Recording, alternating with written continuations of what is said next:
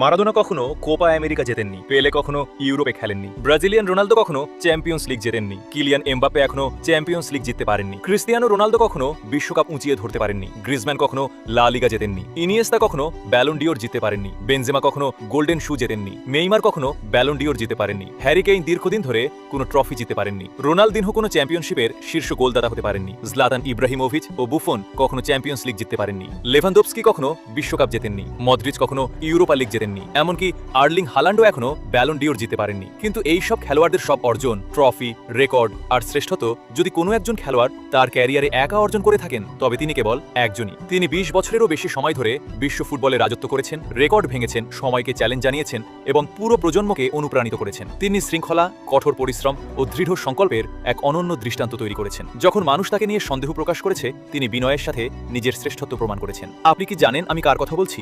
কমেন্টে অবশ্যই আপনার উত্তর জানান।